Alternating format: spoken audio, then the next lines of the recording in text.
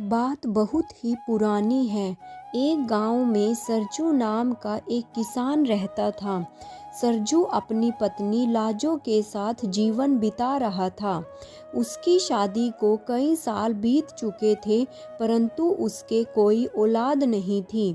दोनों पति पत्नी ने कई यत्न किए, हकीमों, मंदिरों में मन्नतें मांगी, साधु संतों का आशीर्वाद सब करके देख लिया, परंतु कोई फायदा ना हुआ। अब इसे ईश्वर का ही चमत्कार कहें कि बुढ़ापे में उनके यहाँ पर एक संतान हुई, जो कि एक बिटिया थी। दोनों ने उसका नाम रखा लाजो। बड़े ही प्यार से पाल पोस कर उसको बड़ा करने लगे। लाजो बड़े ही सरल स्वभाव की लड़की थी। समय बीता, बूढ़े किसान सरजू की मृत्यु हो गई। उसकी यह इच्छा थी कि मरने से पहले बेटी के हाथ पीले कर दे। वह अधूरी ही रह गई। अब लाजो की बूढ़ी माँ ने जिम्मेवारी संभाली। लाजो जवान हुई, लेकिन किस्मत ने एक बार फिर से धोखा दे दिया। बुढ़ापे और बीमारी की वजह से उसकी माँ भी भगवान को प्यारी हो गई। लाजो अब इस दुनिया में अकेले ही रह गई थी। उसकी माँ की मौत से लाजो को सदमा लगा।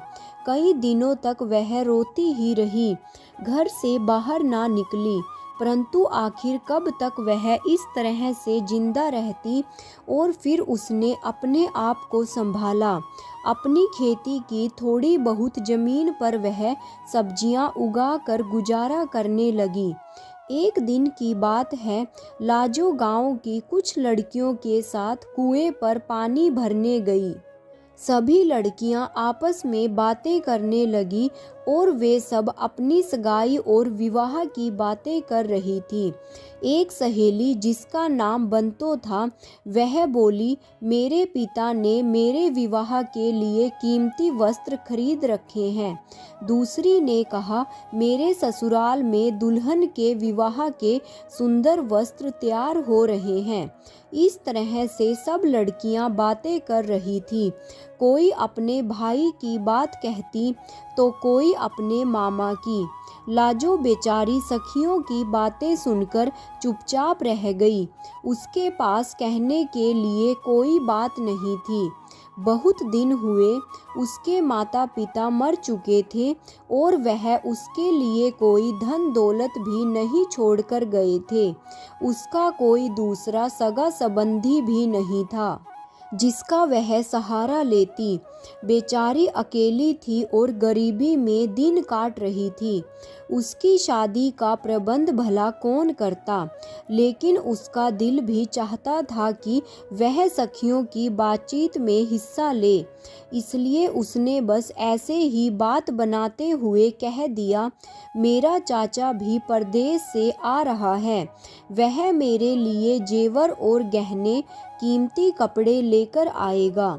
उसी समय एक व्यक्ति जो गांव में अपना सामान बेचने आया था, वहीं पर बैठा हुआ लड़कियों की बातें सुन रहा था। वह आदमी असल में एक चालाक ठग था और सामान बेचने के बहाने लोगों के भेद मालूम करता था। जब उसका दाव लगता तो वह लोगों को लूट लेता था। लाजो की बात सुनकर वह मन ही मन में बहुत खुश हुआ और दूसरे ही दिन वह भेष बदलकर लाजो के घर चला गया। वह आदमी अपने साथ कीमती वस्त्र और गहने भी लेकर आया था। उसने लाजो से कहा, मैं तुम्हारा चाचा हूँ। कई साल प्रदेश में रहकर बहुत सा धन कमाकर लौटा हूँ। मैं तुम्हारा विवाह अपने एक धनी मित्र के बेटे से करना चाहता हूँ। लाजो भोली भाली और सरल स्वभाव की लड़की थी। उसने बचपन में अपनी माँ से सुना था कि उसका एक चाचा भी था जो परदेश चला गया था। लाजो ने सोचा कि शायद यही वही चाचा है। लाजो ने उस ठग की बातों पर विश्वास कर लिया। लाजो ने घर का सारा सामान बांधा और ठग के साथ चल पड़ी। जब वे दोनों ठग के घर की ओर चले जा रहे थे तो रास्ते में एक कौवा जोर जोर से काँव काँव करने लगा। लाजो ने अपनी माँ से सुना था कि अगर कहीं जाते समय कौवा काँव काँव करे तो यह एक बड़ा ही अपशकुन होता है। उसने ठग से कहा, चाचा यह कौवा काँव काँव क्यों करता है? ठग ने कहा, काँव काँव करना कौवे की आदत है, इसका कोई मतलब नहीं होता।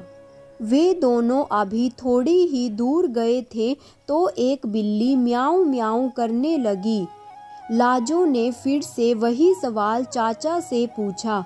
कुछ आगे चलने पर एक सुनसान रास्ते पर गीदड़ के रोने की आवाज़ आई तो लाजो ने कहा, चाचा यह तो बड़ा ही अपशकुन है। लाजो के बार बार पूछने पर ठग हर बार यही कह देता कि शोर मचाना पशु पक्षियों की आदत होती है, हमें इससे क्या मतलब है, अपशकुन जैसा कुछ नहीं होता, यह सब अंधविश्वास है। वह ठग जब लक्ष्यों को साथ लेकर अपने घर पर पहुंचा और घर पहुंचते ही उसने सारा भेद अपने आप ही खोल दिया और लाजो से कहने लगा, मैं तुम्हारा चाचा या कोई दूसरा सगा संबंधी नहीं हूँ, मैं तो तुम्हारी सुंदरता पर मुग्ध हो गया था और तुम्हारे साथ विवाह करने के लिए तुम्हें यहाँ पर लाया हूँ। लाजो यह सुनकर बहुत रोई, लेकिन अब क्या हो सकता था, उसके लिए वहाँ से भाग जाना अब संभव नहीं था। उसे मार्ग के पशु पक्षियों की बात याद आई और अफसोस हुआ कि उसने इस पर ध्यान क्यों नहीं दिया। वह वाकई ठग से ठगी गई थी। ठग जब चोरी और ठगी करने के लिए घर से बाहर जाता था तो लाजो को अपनी माँ के सुपुर्द कर जाता था। ठग की माँ लाजो पर कड़ी निगरानी रखती थी, उसे कहीं बाहर जाने नहीं देती थी। उस ठग की माँ बहुत ही बूढ़ी थी, उसके चेहरे पर झुर्रियाँ थीं और गालों का मांस लटक रहा था और उसके सिर पर सफ़ेद बाल थे। लाजू के बाल बहुत ही लंबे, काले और सुंदर थे, नागिन की तरह लहराते थे। बुढ़िया को लाजो के यह बाल बहुत ही पसंद थे। एक दिन की बात है, जब ठग घर से बाहर गया हुआ था तो बुढ़िया ने लाजो से पूछा, तुम्हें यह सुंदर बाल कहाँ से मिले? लाजो ने बात बनाते हुए कहा, यह सब मेरी माँ की कृपा है। उसने एक दिन एक कड़ा तेल गरम करके मेरे बालों पर लगाया था, तब से मेरे बाल लंबे ही होते जा रहे हैं। हमारे गांव में बाल बढ़ाने का यह पुराना रिवाज है। बुढ़िया बोली, तो क्या मेरे बाल भी काले और लंबे हो सकते हैं? तू क्या वह तेल मेरे लिए बनाएगी? लाजो ने झट से कहा, क्यों नहीं। इसके बाद लाजो ने एक कढ़ाई में तेल गरम करना शुरू किया। वह नाटक करते हुए उसमें रसोई का सामान जैसे नमक मिर्च आदि डालने लगी। जब तेल उबलने लगा तो उसने बुढ़िया से कहा कि अम्मा अब तू आराम से आंख बंद करके बैठ जा और मैं तेरे सिर पर तेल लगाती हूँ। बुढ़िया ने जैसे ही आंखें बंद की, लाजो ने उबलते हुए तेल की कढ़ाई बुढ़िया के सिर पर उड़ेल दी। बुढ़िया खूब चिल्लाई और तुरंत ही उसकी मौत हो गई। लाजो ने अब बुढ़िया को विवाह के वस्त्र पहनाए और दीवार के सहारे एक कोने में बिठा दिया। इसके बाद लाजो ने घर का थोड़ा सामान और धन समेटा, फिर वहां से भाग खड़ी हुई। जब वह रास्ते से जा रही थी तो उसे ठग मिल गया। वह कहीं से चक्की के 2 पाट चुराकर लौट रहा था। उसे देखते ही लाजो झाड़ी में छिप गई। ठग ने लाजो को देख तो लिया था मगर पहचान न सका। वह समझा कि कोई और औरत होगी जो घर में किसी काम से आई होगी। असल में ठग खुद भी डर गया था कि कहीं चोरी का माल देखकर यह औरत शोर न मचा दे। और वह खुद भी छिपता हुआ अपनी राह चलता रहा। जब वह ठग दूर चला गया तो लाजो भी झाड़ी की ओट से बाहर निकली और अपने गांव की ओर चल दी। ठग जब घर पर पहुंचा तो लाजो को आवाज देने लगा। उसे कोई उत्तर ना मिला। जब बार बार पुकारने पर भी लाजो की कोई आवाज नहीं आई तो उसे क्रोध आने लगा। दीवार के सहारे बैठी हुई बुढ़िया को वह लाजो समझ रहा था। वह गुस्से में आकर जोर जोर से चिल्लाने लगा और फिर उसने चक्की के पाट बुढ़िया के सिर पर दे मारे। लेकिन जब उसे मालूम हुआ कि वह लाजो नहीं उसकी माँ है तो वह फूट फूट कर रोने लगा। उसने समझा कि उसकी माँ चक्की के पाटों से ही मर गई है। ठग ने मन ही मन में निश्चय किया कि वह लाजो को वापस लाकर ही दम लेगा।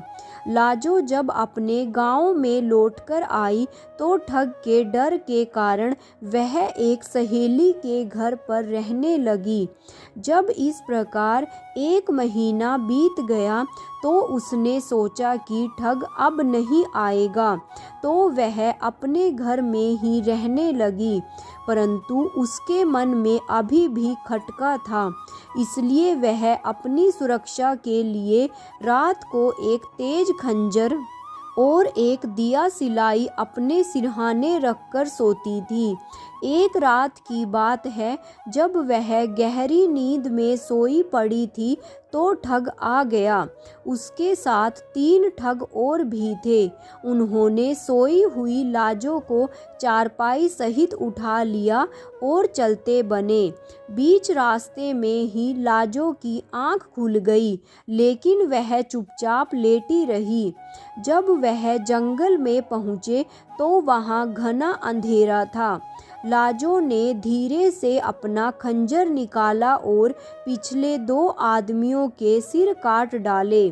फिर उसने तीसरे आदमी का भी सफाया कर दिया, लेकिन ठग अपनी जान बचाकर वहां से भाग खड़ा हुआ। लाजो खंजर लेकर उसके पीछे दौड़ी। ठग अपनी जान बचाने के लिए एक पेड़ पर चढ़ गया। बस फिर क्या था, लाजो ने कुछ लकड़ियां पेड़ के आसपास इकट्ठी की और दिया सलाई से उनमें आग लगा दी। ठग उस पेड़ के साथ ही जलकर राख हो गया। इस तरह से लाजो ने अपनी वीरता और साहस से उस ठग पर विजय पा ली। अब वह उस ठग के घर गई और उसका सारा माल और सामान इकट्ठा कर अपने घर ले आई। इस घटना के बाद आसपास के देहात में उसकी वीरता की चर्चा होने लगी। बहुत से नौजवान उसके साथ विवाह करने को तैयार थे और फिर एक दिन लाजो ने अपनी पसंद के एक लड़के से विवाह किया और सुखपूर्वक अपना जीवन बिताने लगी। मेरे प्यारे दोस्तों, आपको यह कहानी कैसी लगी कमेंट बॉक्स में कमेंट करके ज़रूर बताइएगा और मेरे चैनल को सब्सक्राइब और वीडियो को लाइक और शेयर करना मत भूलिएगा। साथ में ही नोटिफिकेशन बेल को भी ऑन कर लीजिएगा ताकि आगे आने वाली सभी वीडियोस की जानकारी आप तक समय रहते पहुंच सके। Thanks for watching.